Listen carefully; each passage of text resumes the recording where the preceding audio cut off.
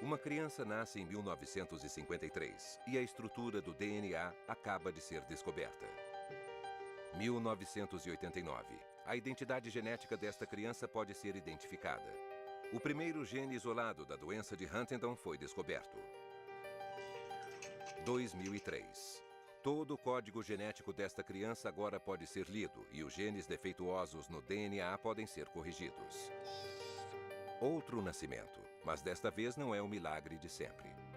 O sexo do bebê e a cor dos olhos foram escolhidos antes da concepção. Também o cabelo, o desenho do nariz e a inteligência.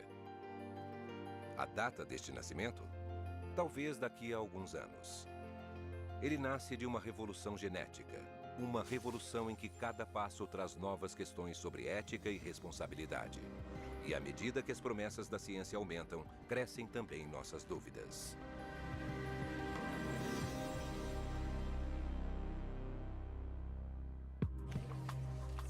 26 de dezembro de 2002. Uma conferência de imprensa nos Estados Unidos. Estamos muito felizes em anunciar que o nosso bebê clonado nasceu. Esta afirmação de uma seita religiosa, os raelianos, provavelmente é uma farsa. Mas clonar um bebê é o grande objetivo de alguns cientistas em todo o mundo. É o objetivo maior de uma ciência em que alguns temem que o desenrolar dos acontecimentos possa estar superando a nossa habilidade de examinar, considerar e pesar as consequências. Atualmente existem 72 mil experiências sendo feitas no mundo relacionadas ao DNA. 72 mil experiências e estamos apenas começando. O que estamos fazendo é sintetizar milhões de anos de tentativa e erro e apressar o processo da transferência de gene em pouco tempo. Então, sendo racional, eu posso afirmar que tudo isso é uma loucura.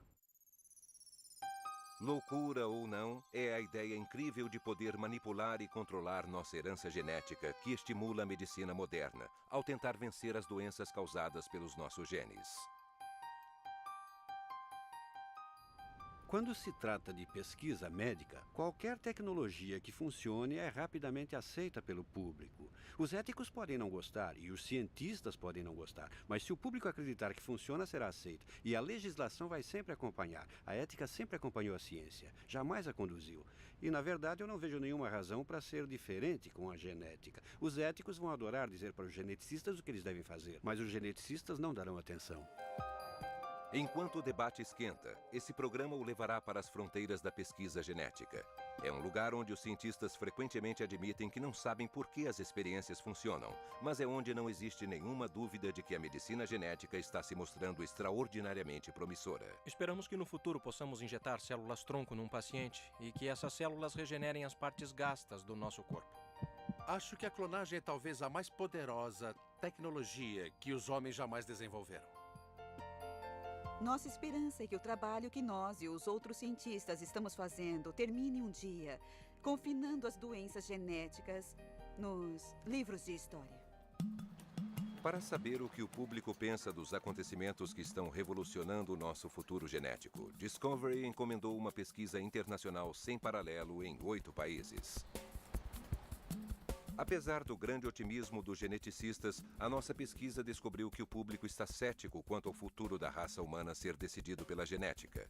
Os brasileiros são os mais entusiasmados, mas esse apoio diminui acentuadamente na Inglaterra. E nos Estados Unidos, 40% das pessoas concordam.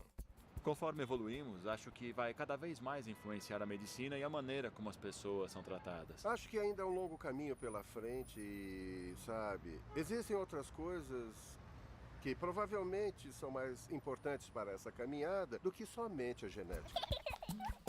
A ciência genética promete muito, a manipulação dos nossos genes. Mas será que ela pode cumprir e, se puder, estamos prontos para assumir a responsabilidade de interferir na verdadeira estrutura da vida, o nosso DNA? Olhe para ele. Londres, daqui a 50 anos. Nós imaginamos um mundo onde a ciência genética faz parte do dia a dia de famílias como essa.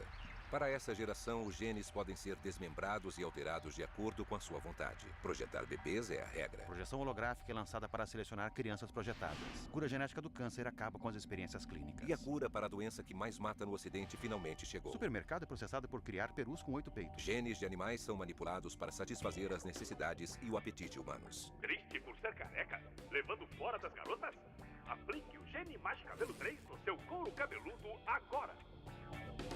Quando eu ficar velho, eu vou precisar disso?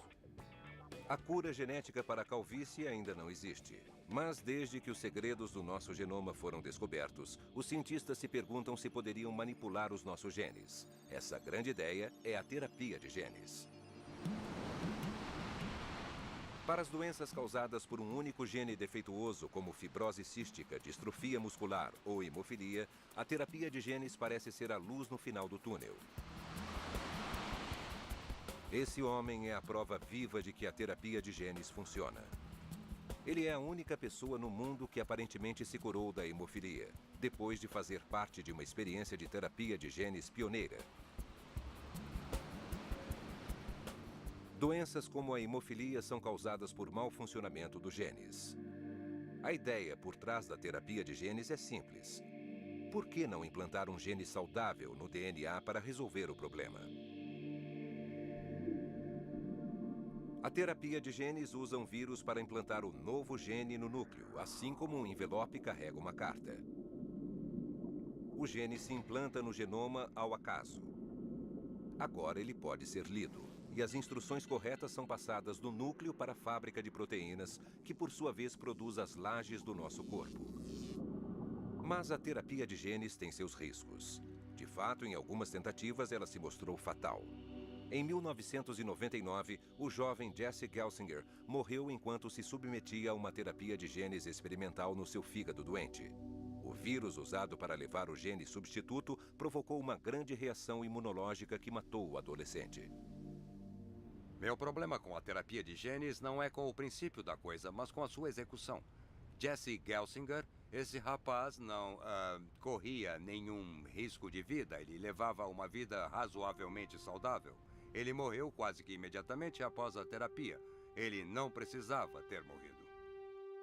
Outros erros surgiram da terapia de genes.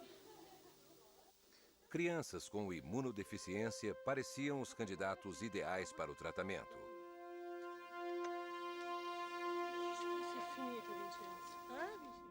Até que 2 jovens franceses desenvolveram leucemia quando o gene, projetado para curar sua doença e implantado ao acaso, destruiu um gene vizinho chamado LM02. Isso provocou uma divisão incontrolável das células sanguíneas, resultando no câncer. Alguns médicos acreditam tanto na promessa da terapia de genes que já estão se adiantando e tentando eliminar os riscos. É o que estão fazendo em uma experiência conjunta entre a Universidade de Stanford e o Hospital Infantil da Filadélfia, para tratar a hemofilia causada por um gene isolado. Conforme envelhece, o sangue fica mais escuro, mas na verdade o que me preocupa é que é maior de um lado do que do outro. Então não é só uma lesão na pele. Dylan, um hemofílico com 2 anos de idade, tem um gene defeituoso passado por sua mãe pelo cromossomo X. Seu corpo não produz suficientemente o agente coagulante fator 9, então ele sangra facilmente. E está recebendo uma dose emergencial do fator 9 sintético. O fator é caro, entre 50 e 100 mil dólares por paciente ao ano. Então, mais da metade dos doentes do mundo não podem usá-lo. Os pacientes podem se tornar imunes a ele e é penoso administrá-lo. Não, fica quietinho, filhinho. Pronto. Aqui, calma. Pronto, está acabando. Há 6 anos, a doutora Katie Manow e a professora Kathy High pesquisam para produzir um vírus seguro e criar um gene coagulante sintético. Podemos tirar agora? Isso, não vai doer nada. Os hemofílicos, como Dylan, produzem apenas cerca de 1% do nível normal do fator coagulante 9. Um pequeno aumento faria muita diferença. As pessoas que têm níveis ligeiramente mais altos, digamos de 3 a 4%, apresentam bem menos casos de sangramento espontâneo ou casos de sangramento perigoso. Se conseguíssemos manter os níveis de circulação Numa variação percentual pequena, isso certamente o deixaria livre dos sangramentos espontâneos. E então, como está se sentindo? Há 4 meses, Chris Brandt, de 31 anos, viajou da Austrália para os Estados Unidos para tentar. Chris e o seu médico levaram meses para convencer o governo australiano a permitir que ele participasse. Frequentemente é muito difícil saber o que muitos desses conselhos reguladores exigem. Portanto, precisa-se de muito tempo para preencher a papelada, ter certeza de que tudo foi feito corretamente. Não há dúvida de que a morte de Jess Gelsinger mudou não só os testes da terapia de genes, mas também todos os experimentos clínicos em todo o mundo. Eu estava ciente de que nos Estados Unidos os estudos sobre a terapia de genes foram suspensos em 1999, desde a morte de um paciente com a deficiência de OTC. Havia alguma preocupação, mas acho que eu estava mais interessado na possibilidade disso beneficiar muitas pessoas. O gene sintetizado do fator 9 foi injetado diretamente no fígado de Chris. Um processo simples e permanente. No espaço de 3 semanas após a experiência, o corpo de Chris começou a produzir o fator 9, algo que nunca tinha acontecido antes. Depois de 6 semanas, o novo gene tinha elevado o nível do fator para 12%. Quando soube que meu corpo estava produzindo seu próprio fator 9, fiquei entusiasmado. Sabe, achei que podia ir ainda mais longe e não teria mais que me preocupar com os sangramentos. Esse é um objetivo que estamos perseguindo há mais de 5 anos. Há quase 10 anos. Portanto, foi um momento maravilhoso. Nós aprendemos, através dos anos, a não nos entusiasmar demais antes da hora. Por isso, ficamos otimistas com cautela. E a professora Rai estava certa ao ser cautelosa. Depois da melhora inicial, os níveis do fator 9 de Chris voltaram a cair. Além disso, o fígado teve uma reação imunológica ao novo gene, o que causou hepatite. Eu acho que eu fiquei um pouco frustrado porque o fator que eu tinha começado a produzir estava caindo, mas apesar disso, acho que não me trouxe nenhuma grande ansiedade. Meu fígado está bem agora, com certeza. Ele aguenta alguns drinks e é só o que eu quero dele. Quando perguntamos em nossa pesquisa se as pessoas continuariam com as terapias de genes que já tivessem causado morte em pacientes, pouquíssimas na Inglaterra e nos Estados Unidos disseram que sim. Eu acho que depende das circunstâncias. Se eu estivesse com uma doença terminal, sabendo que eu ia morrer, eu acho que não teria muitas opções, então eu faria. Se eu estivesse morrendo, provavelmente aceitaria correr o risco, mas imagino que seria obrigada a conviver com efeitos colaterais e com a expectativa de quanto tempo de vida me restaria. É uma triste verdade na medicina que muitos tratamentos que no princípio tornaram-se aceitáveis, na verdade eram tremendamente perigosos. Um exemplo clássico são os transplantes de coração. Nos anos 60 as pessoas não tinham nenhuma chance de sobrevivência. Hoje jamais seriam permitidos, mas se não tivessem sido feitos não teríamos a tecnologia padrão para o transplante. Atualmente a terapia de genes não apresenta os mesmos riscos, mas seria tolice negar que existem riscos reais, alguns dos quais talvez ainda nem conhecemos. Contudo, se não nos arriscarmos, a terapia de genes não irá a lugar algum. Acho que devemos correr esses riscos, mesmo que, infelizmente, isso possa custar algumas vidas. Para Chris, a terapia de genes é um risco que parece ter compensado de uma maneira inesperada. Desde que fiz a terapia de genes há 4 meses e meio, eu só sangrei uma vez. E isso, para mim, é extraordinário. Normalmente, eu teria um sangramento a cada 2 semanas. E já está fazendo 3 meses desde que isso aconteceu. Eu não sei explicar exatamente porquê, mas está sendo muito bom. Na Austrália, existe a esperança de que a experiência de Chris Brandt permita que mais testes sejam feitos. A consequência disso é muito estimulante e certamente é um grande avanço na terapia de genes, já que agora vislumbramos a possibilidade de um benefício terapêutico num ser humano que fez a terapia de genes. Além disso, parece que ele ainda está se beneficiando da terapia de genes de uma maneira que ainda não compreendemos completamente. Mesmo com sucessos iguais ao de Chris, alguns acreditam que ainda é cedo para comemorar. Ainda não temos conhecimentos suficientes a respeito dos genes para fazer experimentos dessa envergadura. Nós só temos cerca de 30 mil genes. Mas deve haver 200 ou 300 mil proteínas codificadas por eles. O que os biólogos moleculares não conseguem dizer é por que um gene decide codificar uma proteína e outra não. Então, acho que o que ainda temos que investigar é em que medida esses fatores sutis do meio ambiente podem influenciar um gene a se tornar proteína e outro não, porque isso envolve todo um processo. A terapia de genes de reposição envolvendo a introdução de novos genes continuará a trazer riscos até sabermos exatamente como eles funcionam. Mas uma nova pesquisa na Universidade de York se mostrou mais segura. Ao invés de substituir um gene defeituoso, ela destrói a sua mensagem, atacando o mensageiro. É o primeiro passo para destruir o maior de todos os assassinos, o câncer. Este é o núcleo de uma célula cervical cancerígena que foi forçada a se autodestruir. O câncer é causado por um vírus sexualmente transmitido, chamado papilomavírus humano, ou HPV. Todos os anos, 400 mil mulheres em todo o mundo morrem por causa dele. A professora Jo Milner passou os últimos 3 anos tentando descobrir meios de derrotá-lo. No interior do núcleo de uma célula saudável estão os genes P53 e RB. Esses 2 genes anulam a formação do tumor, controlando a divisão das nossas células e destruindo qualquer célula danificada que poderia se tornar cancerígena. O câncer cervical ocorre quando o vírus do câncer entra na célula e ataca os genes que neutralizam o tumor, colocando 2 dos seus próprios genes, E6 e E7, no genoma humano. Eles tomam o controle do crescimento das células, forçando-as a se dividirem de uma maneira incontrolável, causando o câncer. O estudo da professora Milner, um dos mais avançados na pesquisa genética, é chamado de interferência de RNA. Ele trata do câncer em sua raiz genética. Os tratamentos convencionais do câncer, inclusive a quimioterapia e a radioterapia, são bastante eficientes para vários tipos de tumor, mas têm a desvantagem de também danificarem as células normais. Em outras palavras, não agem exclusivamente no câncer. A grande vantagem da interferência de RNA é poder ser dirigida somente para as células que estão desenvolvendo o câncer. Os nossos genes são lidos pelo mensageiro RNA que leva as instruções para as fábricas de proteínas na célula.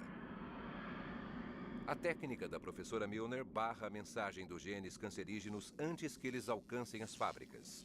Interrompe a mensagem acertando efetivamente o mensageiro. O agente que faz isso, uma molécula chamada RNA de curta interferência, é introduzida na célula infectada pelo vírus do câncer. Aqui ela se une ao mensageiro RNA que carrega o vírus do câncer, dando instruções para a fábrica de proteína e então extermina o mensageiro, levando as células cancerígenas à autodestruição. No papel, é uma concepção fantástica. A questão é, será que a professora Milner conseguiria fazer isso funcionar na prática contra esses matadores, as células do câncer cervical? Podemos ver que o quadro muda completamente. Há muito menos células. E aqui as células com círculos em volta são as que estão em processo de cometer suicídio. Essas estão mortas e são as remanescentes das células cancerígenas. Foi uma sensação maravilhosa poder olhar no microscópio e ver esses resultados. Dava para ver que as células estavam morrendo, enquanto as células normais, que tiveram exatamente o mesmo tratamento, estavam completamente lesas. Nós agora temos uma tecnologia que nos permite interferir diretamente no RNA, gene do vírus. E, com certeza, nisso estamos apenas no começo. O progresso tem sido excelente. Então, o que podemos conseguir é uma nova geração de remédios. Pela pesquisa da professora Milner, poderíamos pensar que a cura do câncer cervical era iminente. Mas os testes humanos ainda devem demorar pelo menos 3 anos. A nossa pesquisa internacional descobriu um impressionante otimismo na crença de que a ciência genética vai trazer a cura para a maior parte das doenças. Os ingleses e os norte-americanos são os mais céticos, mas mesmo assim, mais de 60% das pessoas acreditam que a genética vai acabar com as doenças. Acho que a manipulação genética, não na concepção, mas depois dela, vai se tornar a maior conquista da medicina nos próximos 20 anos. O que eu espero é que o aperfeiçoamento da genética continue melhorando as nossas vidas. Terapia de genes e pesquisas como a da professora Milner trazem esperanças de acabar com muitos distúrbios genéticos, quando apenas 1 ou 2 genes estão envolvidos. Mas com os outros grandes vilões genéticos, como as doenças do coração, uma combinação complexa de genes está envolvida e é preciso uma abordagem diferente. Trabalhos sérios, usando a mais recente pesquisa genética, alimentam grandes esperanças, mas trazem consigo um conjunto de questões éticas. Há 1 ano e meio, Nelson Águia estava à beira da morte. Ele tinha uma doença crônica no coração depois de vários ataques cardíacos. Se não fizesse transplante do coração, não haveria mais esperança para ele. Ou seja, entre as 2 cirurgias, dá um total de 7 pontes. Eu não subia uma escada, eu sentia muitas dores no coração. E eu era um homem que provavelmente não suportaria o 3º infarto. Mas, em vez do transplante de coração, Nelson se submeteu a um procedimento que trouxe uma recuperação impressionante. O coração seriamente danificado se regenerou efetivamente graças a uma das mais discutidas áreas da genética hoje em dia, a terapia da célula-tronco. As células-tronco são as principais células do nosso corpo, regeneram e reparam diferentes tipos de tecidos. No passado, os cientistas acreditavam que as células-tronco adultas eram imutáveis. Só podiam ser aquilo que estavam destinadas a ser. Mas agora os cientistas estão estudando a ideia de tirar as células-tronco de uma parte do corpo e fazer com que se tornem células de outra parte do corpo. Um órgão que quase não tem células-tronco próprias é o coração.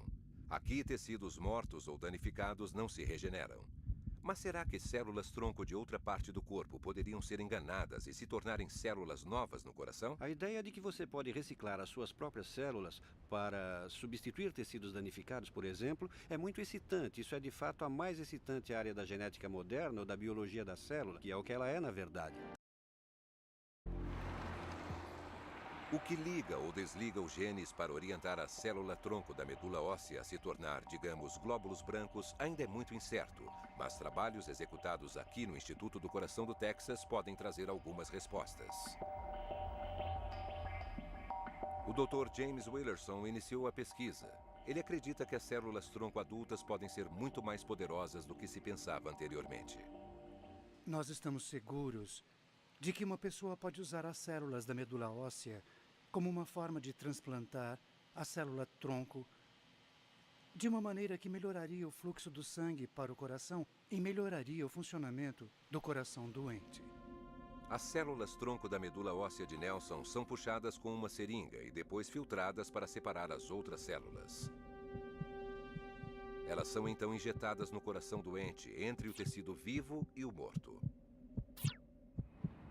A grande dúvida é se esse novo ambiente pode convencer as células-tronco a se tornarem novas células, em vez dos glóbulos brancos que estavam destinadas a ser originalmente. O Dr. Emerson Perin, um especialista em coração do Instituto do Coração do Texas, está trabalhando nesse projeto pioneiro. Ele decidiu dirigir as experiências para o seu país de origem, o Brasil. Inicialmente, o Dr. Perin vai mapear o coração doente em 3 dimensões, colocando uma sonda no órgão através de uma artéria da perna. Conforme aparece no mapa, ele mostra o coração de Nelson antes das injeções da célula-tronco. Em uma pessoa saudável, deveria ser totalmente violeta. As áreas vermelhas mostram onde o coração foi afetado pela doença. Aqui podemos ver um ponto violeta onde o coração se contrai normalmente. Então percebemos imediatamente que este coração está muito doente. Agora, se o levantarmos e olharmos para a parte de baixo, esses pontos pretos são os lugares onde nós injetamos as células-tronco na área que mais necessitava de sangue, de um melhor fluxo sanguíneo e onde existe potencial para recuperação.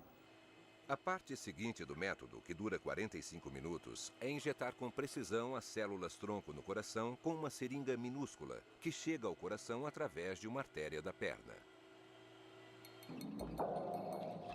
O mapa tridimensional é então usado para direcionar as injeções numa fração de 1 milímetro, alcançando as áreas pré-determinadas e mais necessitadas.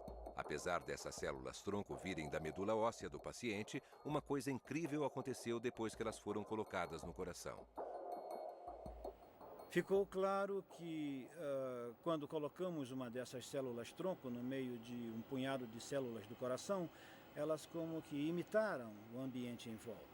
As células são muito espertas e logo ficaram iguais ao tecido do jeito que nós queríamos. Nós achamos que, de alguma maneira, as células-tronco são capazes de criar várias substâncias muito benéficas que podem, por exemplo, ajudar a reconstruir os vasos sanguíneos. Elas também podem se tornar, digamos, uma parte dos vasos sanguíneos ou de um músculo do coração. E isso é um outro mecanismo. Então, por enquanto, ainda não temos muita certeza de como isso funciona, mas já temos uma boa ideia.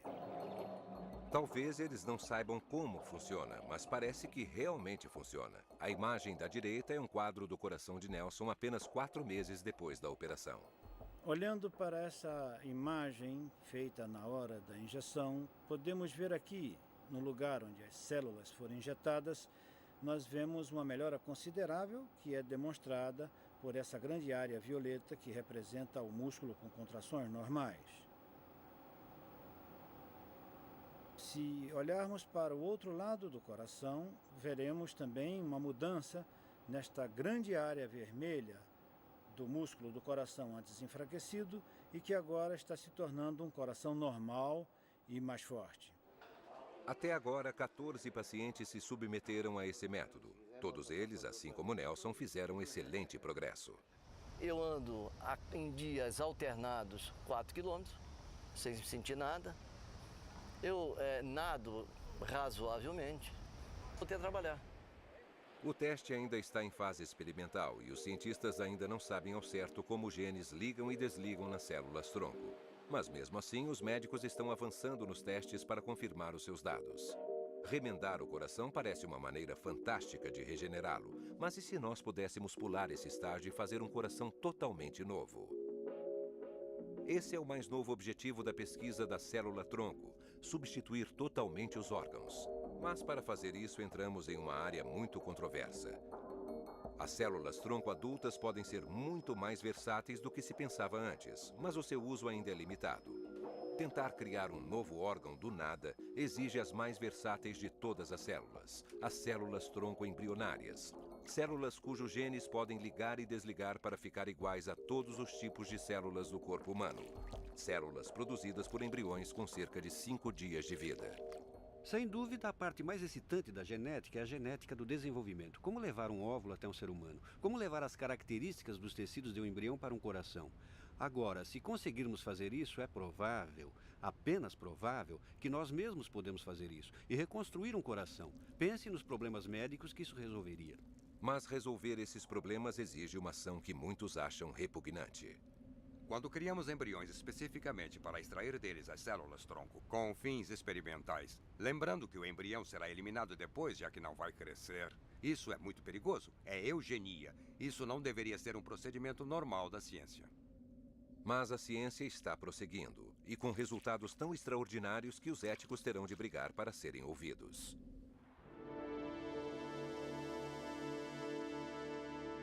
Desenvolver novos órgãos para transplante parece fantasia de Frankenstein, mas está se tornando realidade aqui no Japão.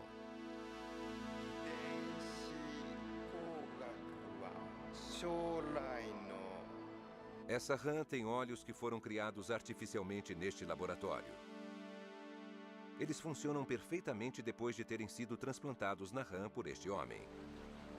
O professor Makoto Asashima fez uma descoberta incrível na Universidade de Tóquio. Ele é o primeiro cientista do mundo a criar do nada um órgão dos sentidos através de uma célula-tronco embrionária. As células-tronco embrionárias são os blocos de construção de todas as criaturas, tanto animais quanto humanas. Depois que um esperma fertiliza um óvulo, ele começa a se dividir até que depois de 4 ou 5 dias já são 200 esferas de células vigorosas. São as células-tronco. Nessa altura, elas têm a capacidade de se tornar qualquer parte do corpo.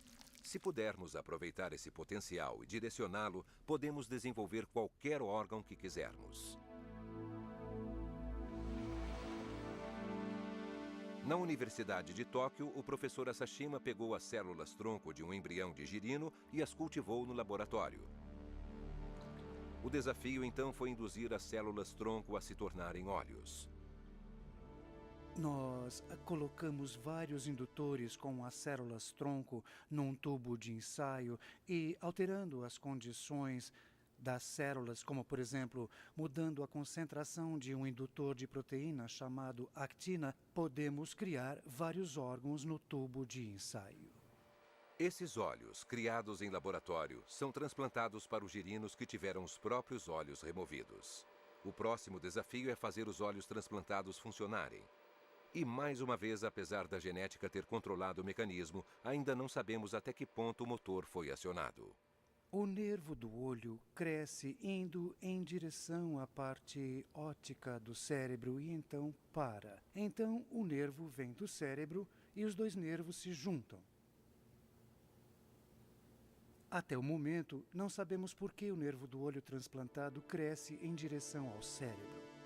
Enquanto os girinos se desenvolvem, a questão é: será que essa ciência pioneira vai mesmo funcionar? Será que as jovens rãs podem ver através dos novos olhos? Para descobrir isso, o professor Asashima aproveitou uma qualidade rara e natural da rã. Quando as rãs não conseguem enxergar, o corpo escurece. Se elas conseguem ver, mesmo com um olho só, ficam com uma cor mais clara, quase branca.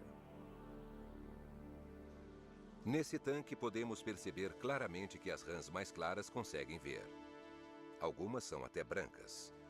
E as rãs com cores mais escuras, em que o transplante não funcionou, são cegas. A esperança do professor Asashima é de que essa visão futurista possa um dia literalmente dar visão para as crianças cegas. Existem diferentes graus de cegueira, mas se nós podemos desenvolver olhos num tubo de ensaio, então haverá, de fato, uma chance de que possamos curar a cegueira usando o tratamento das células-tronco. À medida que o professor Asashima aumenta o seu conhecimento a respeito do funcionamento dos genes que governam essas células-tronco, ele está aprendendo a desenvolver outros órgãos de rãs, rins, fígados e um dos mais complexos de todos, o coração.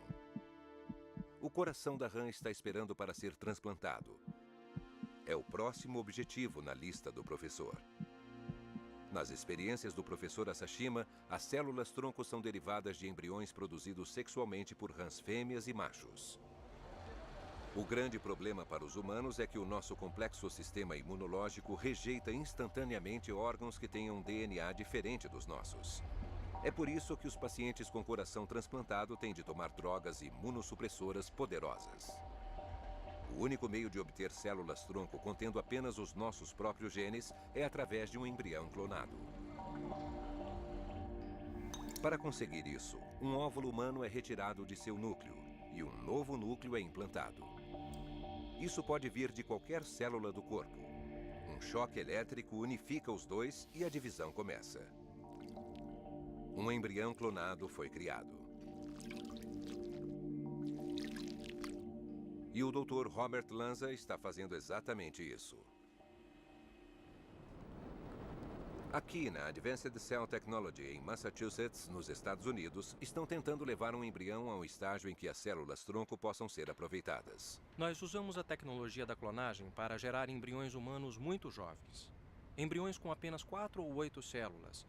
Para ir do embrião jovem até o blastocisto, que é um conjunto de cerca de 100 células, é preciso um ajuste delicado das condições de cultura, bem como de cada passo do processo de clonagem. Nossos parentes mais próximos, os primatas, encorajam Robert Lanza em suas pesquisas sobre embriões clonados. Aqui eles já chegaram ao estágio crucial dos blastocistos, com 100 a 200 células, quando a extração das células-tronco é possível. Ele acredita que as aplicações têm muitas possibilidades. Já sabemos, por exemplo, como transformar células-tronco em recipientes para a dopamina produzir as células que podem ser usadas no tratamento de, por exemplo, um paciente com um mal de Parkinson. E sabemos que adicionando algo como ácido retinóico, podemos transformar essas células-tronco embrionárias em células do coração. E inclusive já colocamos essas células do coração em vários andaimes degradáveis para criarmos o que chamamos de remendos miocárdicos e podermos consertar o coração do mesmo jeito que consertamos o pneu de uma bicicleta. O sucesso com os primatas encorajou Robert Lanza a criar órgãos humanos completos a partir das células-tronco de embriões clonados. Criar um coração completo é difícil, é um processo muito complicado e que provavelmente ainda vai demorar uns 10 ou 15 anos. Apesar de ainda distante, tudo isso soa muito promissor, mas há um preço a ser pago. Quando um embrião é usado para células-tronco, ele é destruído nesse processo. É o fim de uma vida em potencial. A dúvida é saber se esse pequeno punhado de células tem os mesmos direitos que todos nós temos. Há muita controvérsia a respeito. Muitas pessoas acham que isso deveria ser proibido. A nossa pesquisa mostrou que, enquanto no Brasil e na Turquia 2 em cada 3 pessoas acreditam que isso deveria ser declarado ilegal, nos Estados Unidos 2 em cada 5 acham o mesmo. Na Inglaterra, a metade acha que deveria ser proibido. As questões sobre o direito à vida são tão complexas que o mundo está dividido a respeito da continuação ou não das pesquisas com os embriões clonados. A Inglaterra ainda permite pesquisas com as células-tronco embrionárias até o limite de 14 dias. Os ministros da saúde da Austrália não conseguem chegar a um acordo sobre a matéria. Singapura nomeou uma lista de especialistas para estudar a questão ética sobre o uso das células-tronco embrionárias, e não existe nenhuma lei que regulamente a pesquisa da célula-tronco em Israel. Os Estados Unidos proibiram o uso do dinheiro dos contribuintes na pesquisa da célula-tronco embrionária, e há pressões políticas para acabar com elas completamente. Felizmente, não acabou ainda, porque a pesquisa da célula-tronco é tão importante que muitas pessoas e governos na Europa estão financiando. Então, a menos que a gente tenha uma total aversão a qualquer tipo de pesquisa, a tendência é de que ela continue, e aquilo que funciona pode ter certeza de que as leis entenderão sem a menor dúvida. E quando isso acontecer, a nossa escolha mais difícil será entre comprar os novos órgãos pela internet ou de algum vendedor que bater a nossa porta.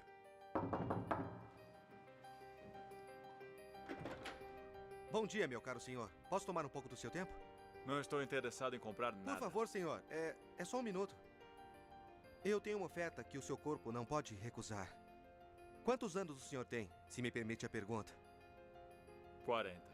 O senhor sabe que aos 40 anos o fígado tem a metade da eficiência que tinha aos 18 anos? E que seu coração também está... Sim. Começando a falhar? Bem, que tal um coração novo? A pesquisa da clonagem terapêutica, que tenta desenvolver os tecidos humanos com a esperança de substituir, digamos, um tecido cardíaco danificado, tenho certeza de que pode ser mal utilizada. Mas daqui a 20 anos, podemos ser acusados de ultrajantes por causa da noção de que não devemos usar as células-tronco, que talvez tenham sido tiradas de um óvulo fertilizado e não de um óvulo implantado numa clínica de fertilização artificial. Toda a preocupação se resume em saber se um punhado de células microscópicas menores que a cabeça de um alfinete tem os mesmos direitos de um adulto ou de uma criança, que podem morrer porque fracassamos no uso dessa tecnologia. Talvez a maior questão para os legisladores, os éticos e para todos nós é o que vai acontecer quando a clonagem embrionária for levada para sua conclusão biológica. Desenvolver um embrião humano clonado em laboratório a partir de poucas células está se mostrando difícil, e gerar alguém no útero pode ser muito mais fácil. Os cientistas estão aprendendo com a clonagem dos mamíferos, mas os opositores apontam a ovelha Dolly como uma prova de que isso jamais deveria ser permitido com os humanos. O professor Keith Campbell foi o co-criador de Dolly. Ele ouviu o argumento de que a artrite de Dolly e a sua morte precoce se devem ao fato dela ser clonada. Pelo que eu sei, eu não acho que exista alguma prova de que a Dolly tenha envelhecido prematuramente comparada com outro animal da mesma idade que tenha sido gerado por técnicas naturais. Não faça parecer que eu estou dizendo que todos os animais que produzimos com essa técnica são normais. É uma técnica muito ineficaz. Nós não entendemos os mecanismos que controlam o desenvolvimento, então geramos animais e fetos anormais e mortos. Apesar dos casos dos animais, alguns cientistas estão em busca do objetivo final: clonar um ser humano. Os críticos perguntam por que alguém faria isso. Um dos poucos argumentos convincentes é ajudar um casal estéril a ter um filho. O Dr. Panos Zavos está tentando ativamente gerar um clone humano. Nós estamos em um estágio muito avançado em relação ao nosso programa de clonagem humana. E é claro que estamos muito confiantes de que vamos executá-lo e E de que podemos gerar embriões clonados saudáveis, que podemos implantar esses embriões clonados e propiciar uma gravidez viável. E esperamos o nascimento do bebê no final deste ano. A nossa pesquisa perguntou quando um humano será clonado com sucesso. A crença mais comum é de que isso já aconteceu em segredo, em algum lugar. 1/3 acha que isso vai acontecer nos próximos 5 anos, enquanto apenas 1 em cada 7 pessoas acredita que nunca haverá um clone humano bem-sucedido. Acho que o que podemos supor aqui é que, se isso já não tivesse sido feito, estaria para ser feito. Nós vamos acordar um dia e alguém já terá feito. Já não é mais um problema técnico, é só uma questão de saber quais serão os pesquisadores que vão conseguir fazer primeiro.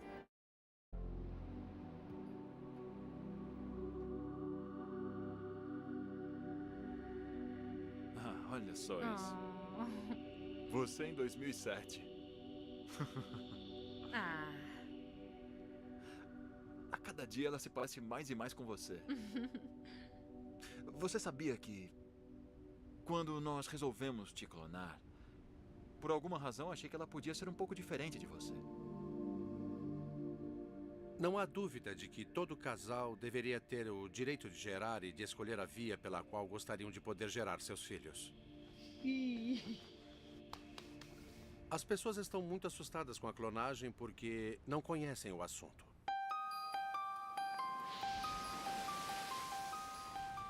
Alguns cientistas duvidam que o clone humano já esteja a caminho.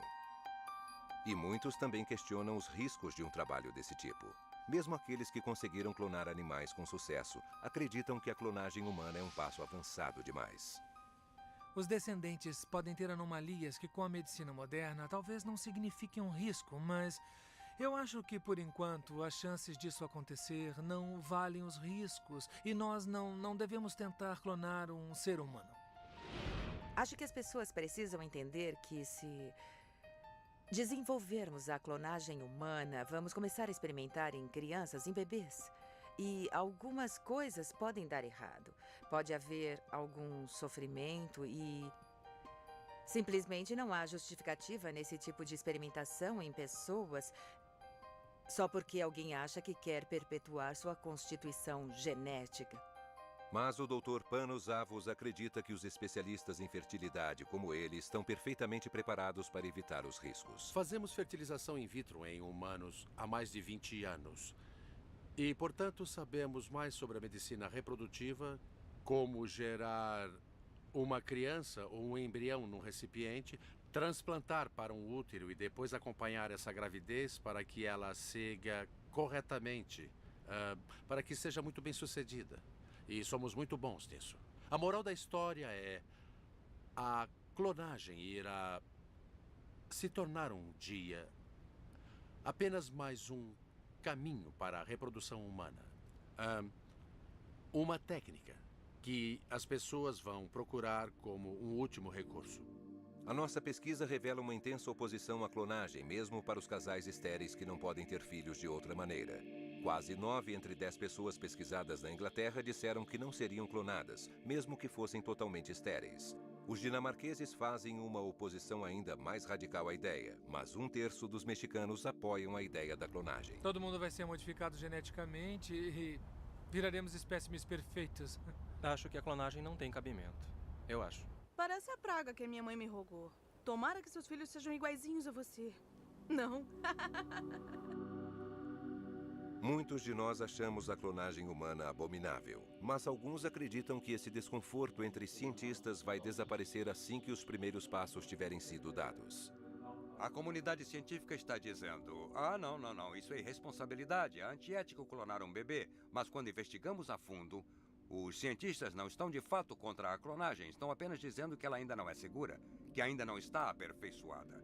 Eles apenas se opõem àqueles pesquisadores que estão começando antes do tempo, porque isso não é seguro ou porque a comunidade científica ainda não deu a sua bênção.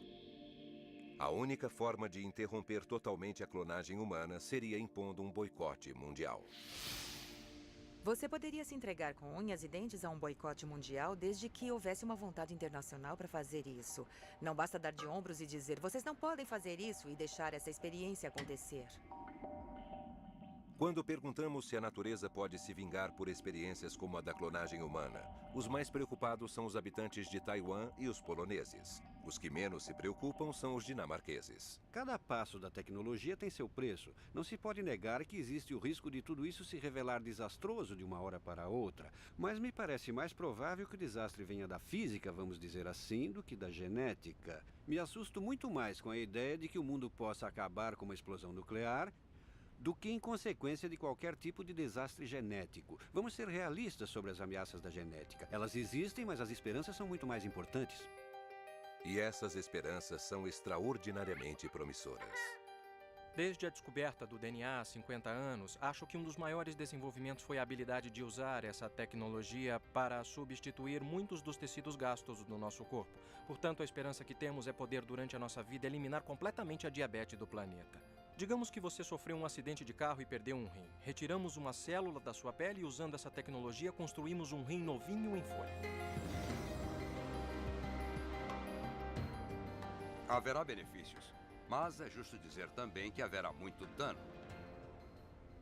Então, eu acho que uma abordagem responsável seria dizer que qualquer trajetória científica nova traz ao mesmo tempo custos e benefícios. Um passo para frente e um passo para trás. A nossa missão é fazer a grande pergunta, a questão socrática, todos os porquês, as questões éticas, os princípios sinceros. Só assim a jornada será um pouco mais benéfica, em contraponto a algum retrocesso para a humanidade. E está em nossas mãos fazer essas perguntas, ouvir as respostas. E então poderemos ter esperança de reter o controle daquilo que tantos acreditam que será a era da genética. Uma coisa com a qual não podemos nos deparar é a decepção. Não podemos confrontá-la dizendo a genética não vai fazer nada, vamos parar, ou a genética é perigosa demais, vamos parar com isso. Não temos outra opção senão continuar. E talvez daqui a 50 anos, eu espero, a genética vai me permitir voltar e olhar para trás, para o século da molécula do DNA.